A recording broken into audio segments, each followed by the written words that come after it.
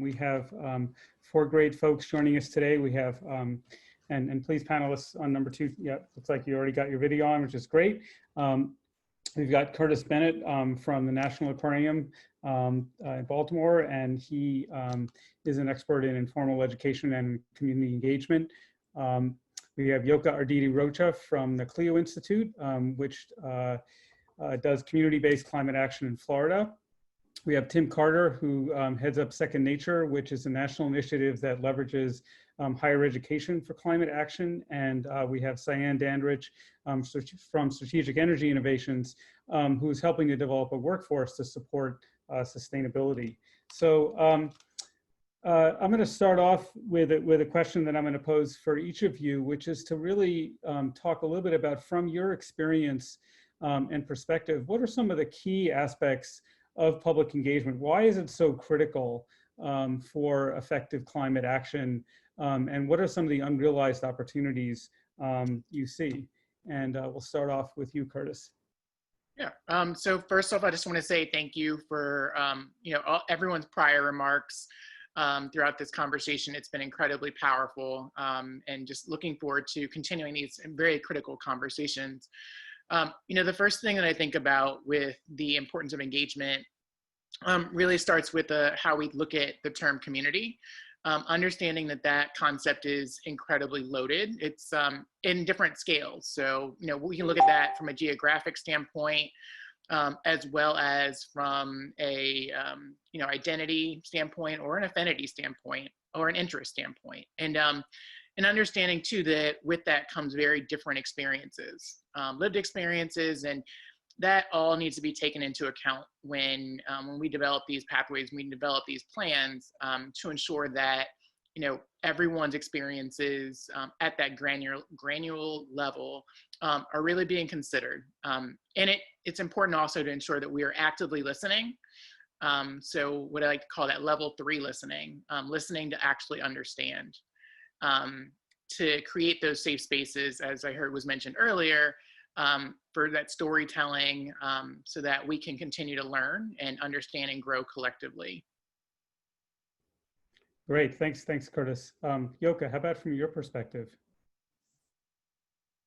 Thank you, Billy, and again, thank you everybody for having us be part of this important information. For those of you who don't know us, the CLEO Institute has been focusing on building climate literacy, advocacy, and engagement in the state of Florida for the past 10 years. And we create multiple access points to engage diverse audiences in understanding the climate crisis and how to embrace scalable solutions, particularly those who have been impacted the most, which are the poor, the color, the elderly, children, and women, which obviously we heard quite a bit about in the previous panel. And so we approach climate literacy and advocacy in a very interdisciplinary, holistic manner that addresses both the adaptation and mitigation with equal intensity. And we do it with a top-bottom, bottom-top approach and everything in between. And so we work with faith-based communities, as well as with mayoral and municipal governments, and work with the most underserved communities that are on the front line of the climate crisis. We believe that, building community resilience, education is pivotal in engaging the disengaged. And so for us who are based in Miami-Dade, where we have 60% of our residents consider working poor, it's important to make sure that they have the safety nets necessary to withstand the impacts of the climate crisis we're already feeling. And so we see many opportunities to engage in with the lay public, but at the same time, we look for opportunities and try to engage with all sorts of different sectors. And so while we continue to work in underserved resource communities, we try to engage with innovative communication tools with diverse audiences. And so from creating a youth-led podcast that we just recently launched, to innovative billboard campaigns or public service announcements, or videos, we try to bring in important messaging to try to get to as many to a wider audience as possible. As far as missed opportunities, we think that trying to build climate literacy at the local level continues to be an important gap. And so we know that to prepare a workforce for the for a more to be ready for a more resilient future, we need to start from from the bottom up and making sure that we're offering the necessary climate education at not only K through 12 schools but also technical schools and all the way through colleges and universities. And so we work with a variety of partners in trying to build climate literacy into the classrooms, and we continue to see that as a huge opportunity that hopefully this framework can help us continue to build the foundation needed for strong climate action. Great, thanks, Yoca. Now we'll turn to Tim. Thanks, Billy. It's great to be here.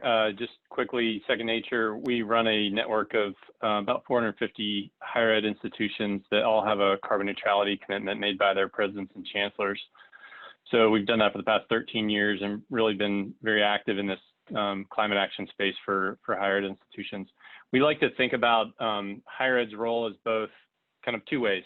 One is an enabler of action and one is as an actor themselves. So this relates to public engagement in a variety of ways, but on the enabler of action side, oftentimes higher ed will be a facilitator or at least a neutral convener for discussions that involve mitigation, resilience, adaptation, impacts in a variety of communities. They can also enable through applying their curriculum in different ways. And these are different models that we're starting to see where instead of teaching a course on Economics 101 out of a textbook, teach a course on Economics 101 using data and experiences from the local community to help them solve a problem that they have articulated they need. And in that way, you enable that action to happen without demanding of the community anything different, and you don't need additional resources to make that happen because you're going to teach the course regardless. And then, of course, an enabling function is through the research that universities do. So applying that directly to and in response to the needs that are articulated by local communities is really a critical part of this kind of a demand-driven research agenda that we want to articulate. So that's on the enabling side. On higher education as an actor, they themselves as anchor institutions in their communities are usually one of the largest employers, if not the largest employer. They have huge supply chains, and they can make decisions, and they do make decisions that either exacerbate problems or make problems better. And so they really need, I think, an opportunity for engagement is a way to say, how could the anchor institutional component, how can you practice what you teach? How can you actually do what you say you're telling your students they need to do? And so whether it's complete decarbonization of their operations or helping to restore broken relationships that they might have created historically, that's all part of this climate action agenda that as an actor, higher ed institutions can really be a major part of, and maybe inform how other sectors could act in similar ways. Great, thanks, Tim. And Cyane, how about from your perspective? Great, thanks. Thanks for having me, and thanks to the previous panel too. It was a fantastic discussion. I really enjoyed it. So I believe that we really need to create diverse and representational climate leadership at all levels to solve our climate crisis. And in order to do this, I think we need to have a coordinated national effort to provide an arc of climate engagement, really from kindergarten all the way through to career, where students and emerging professionals from every kind of community are included and are prepared to lead. So for over 20 years, our mission, SEI, has been to build leaders to drive climate solutions. We're a career education and workforce development organization. We focus on increasing equitable access to education, environmental education, and empowering students in all communities to pursue careers in green economy. And at the center of our work is this idea that if you empower people and equip them with the resources that they need, they will do more to drive those solutions, those climate solutions, than any professional or any like overarching national policy that isn't able to be localized could do. So I think policy really should drive that localization of climate engagement and action, and not just tell local communities what they're doing. We heard a lot of that in the previous panel, and I think that that's a really strong point. So since starting in kindergarten, we educate youth all the way through high school, all the way through college, through careers. We engage more than 50,000 students a year in transformational learning experiences. I mean, and we see them doing some amazing work. I mean, if you localize things and if you empower that local community, they will write policy for local cities. We have a group of students that wrote 100% renewable energy policy for our local city. We saw them integrating equitable climate solutions into local general planning processes around extreme heat. We've seen them do all kinds of work that really centers our the kind of work that they feel is important for their own communities, and engaging everyone around them, their parents, their cities, their community leaders. And so if you do that, then you can actually bring together these groups in an overarching way. And so I feel like we need to transform our public education. We need to transform how we educate our workforce. We need to combine it with a diverse and representational climate core for emerging professionals. And I'd love to see how we can scale the work that we're doing, that We Act is doing, ACE is doing, all of our fellow panelists are doing, so that every student, every emerging professional has this transformational learning and engagement opportunity. Great, thanks, Cyane. I'm going to turn to the next question in a second, but Curtis, you had one more thing you wanted to add. Yeah, absolutely. And I just wanted to echo what was also shared during one of the previous panel around being intentional with the engagement.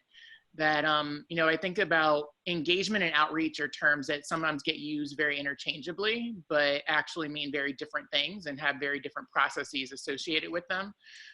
So where we have that engagement, there's more of that listening and there's more of that co-development, as opposed to outreach, which involves a lot more talking.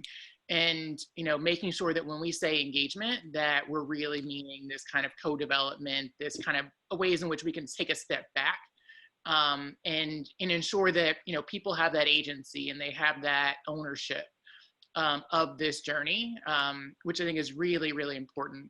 And we have to be intentional around the time that it takes to do it. I think intentional engagement it takes a lot of time, and we have to ensure that we're doing that as part of this process.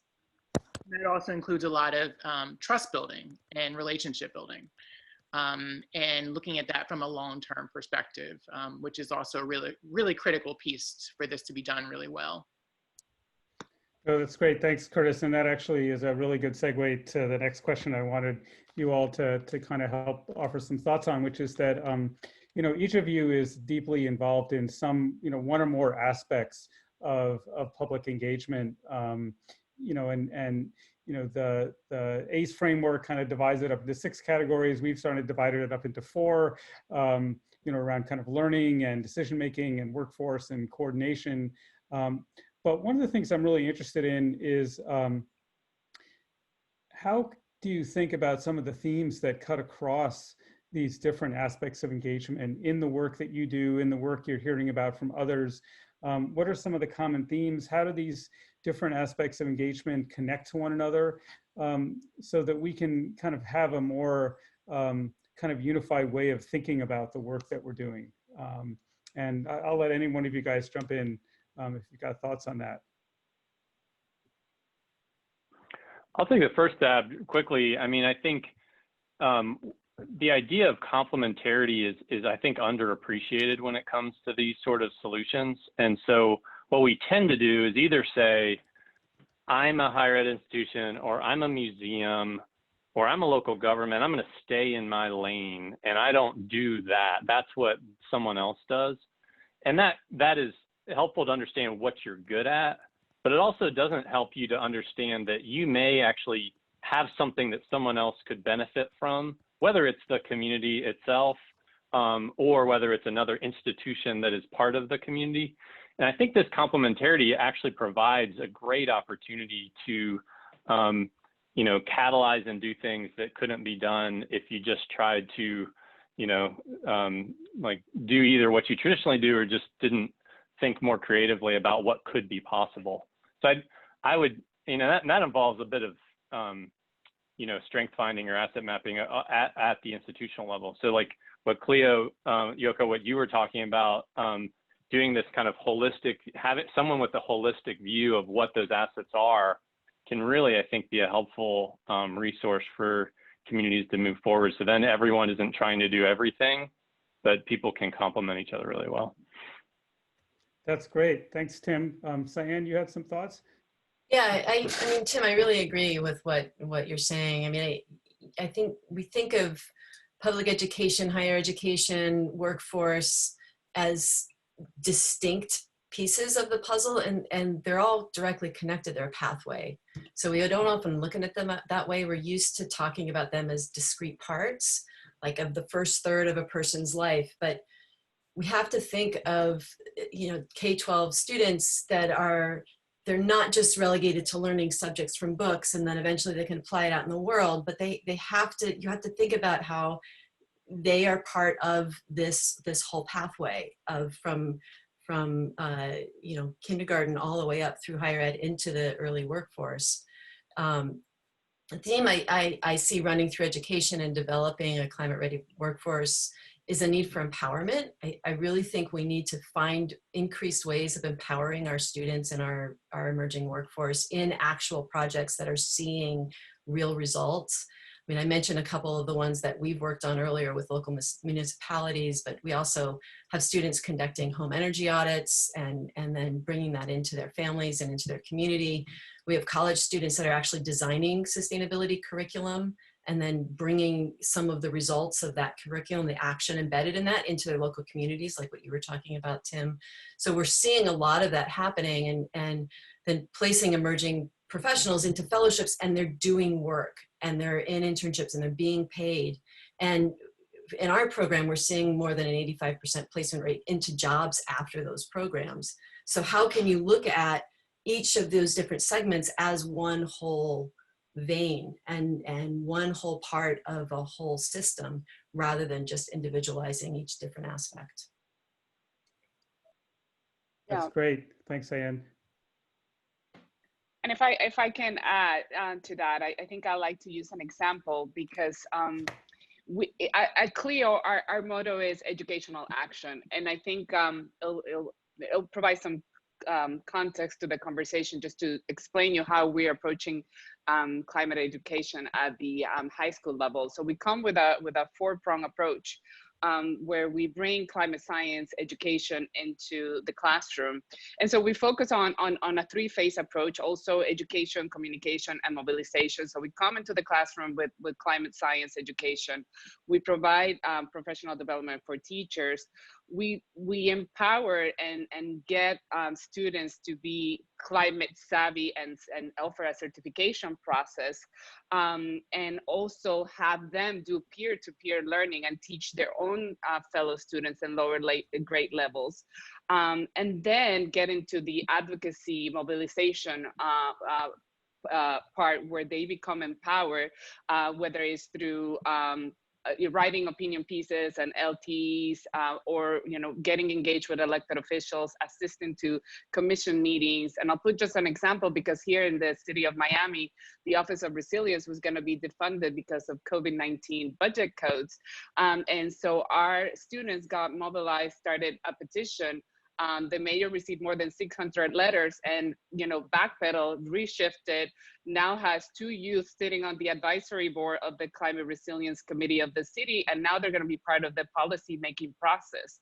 So this entire change of things happen, to get to that particular point, which culminated yesterday meeting with the mayor, the city of Miami mayor, and calling for for more climate robust action, more robust climate action. So I think it's important to see it, you know, from so many different angles, and so with a very holistic, multi-pronged approach, because it just needs to be from the bottom up, top, bottom, and again, you know, from all sorts of vantage points. So I just wanted to kind of use that as a clear example of some of the work that we do here as well.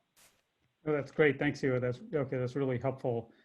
Curtis, is there anything I missed that you wanted to add on this question before I go to the next one? Sure. You know, I think just that systems level thinking is incredibly valuable when we think about our next steps.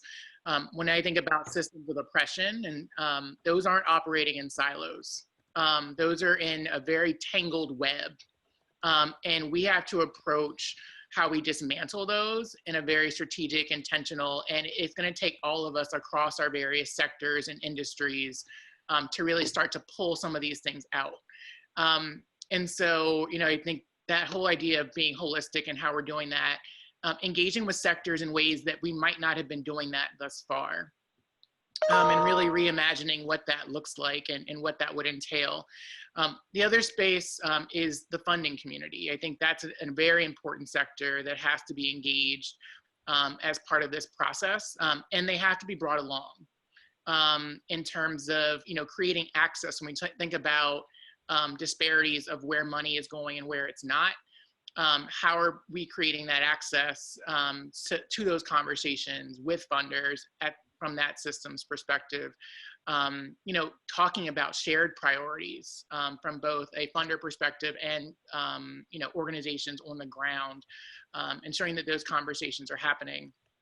And then just to echo a comment that was made too, this whole idea, I think, about building constellations and not stars, that we really are in this together, and we all are very inherently connected, and we need to approach these solutions as such. So understanding when we as individual organizations need to step up, when we need to step back, and what roles do we all play in these broader conversations, because we have to be better, we have to be more efficient in terms of how we're leveraging our own capacities, we're leveraging our own resources to solve these very large problems and challenges that we face.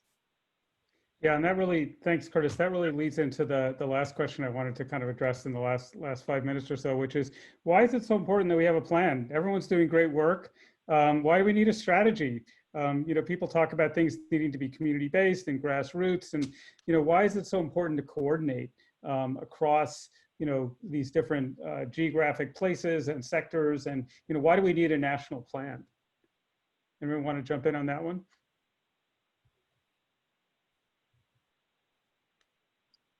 I'll go. I think we definitely need a mandate, and we need a framework and a roadmap, because while we are seeing great climate action in several parts of the country, not everybody is at the same level. And so we definitely need concrete pathways and objectives to get our, you know, to get us climate ready. And so we definitely need a much more coordinated approach. I'm sure everybody is aware of the climate crisis report put by the Select Climate Crisis Committee in Congress, which calls for building climate literacy. And so it is key. I mean, we need to make sure we have a very robust framework in place to get us, because we obviously the urgency is there and we don't have much time. Great. Thanks, Yoca. Anyone else want to jump in? Yeah, I mean, I think the benefits of the plan are, gives you a shared vision, you know, place to go, place to aim. It gives you a way to track progress towards whatever that shared goal might be. And it might actually impact the way individual actors plan themselves. So when you want to set a target, you would align with the plan. I think that maybe the third or fourth is that it's inspiring. You know, it can inspire people when they see how they fit into something that's bigger than, you know, their day-to-day operations, and then be able to associate with that larger effort. I think that can be a virtuous cycle that actually produces more local activity as well. Oh, that's great. Cyane. Yeah, I mean, I think it's absolutely, I agree. It's important to have a plan. I think it's that roadmap that I think we need. I want to make sure, though, that when we're talking about a plan, that it's not something that every community follows the same strategy at every level, that it really needs to allow for that localization and that kind of local engagement. We're facing a crisis of epic proportions, right? So we really need to have all players engaged at all levels, and especially our marginalized communities, to make sure that we are providing them with the resources and with the strategies and with the necessary education and background in order to solve this crisis. Great, thanks, Cyane. Curtis, last word. I think to echo everything that's been said, it just provides the structure and provides some of that overarching framework. And it allows people, to Tim's point, that ability to see where they fit, but also drawing back to the comment about assets and what different groups bring to the table, so that, again, as part of that leveraging of our resources and capacities to really come together in a more dynamic way. And I think that's critical. And lastly, I also just want to echo the flexibility, creating a way for people and entities to engage in a plan that's most relevant and relatable to them and the work that they do. So I think it's for those that are having a hand at creating the plan, it's people having to adjust accordingly to what we're hearing from our audiences about how do we need to shift in a way that makes things most relevant and relatable to the audiences that are being engaged. And I think that's very, very critical to the success. Great, thank you, Curtis, and thank you to the rest of the panel. You guys did an awesome job. I hope I think you've really given a flavor of not only the work that you do, but why it is we really need to work together, why we need to think differently, and why we really do need a plan. And I think the next dialogues are really going to help flesh that out. So thank you all.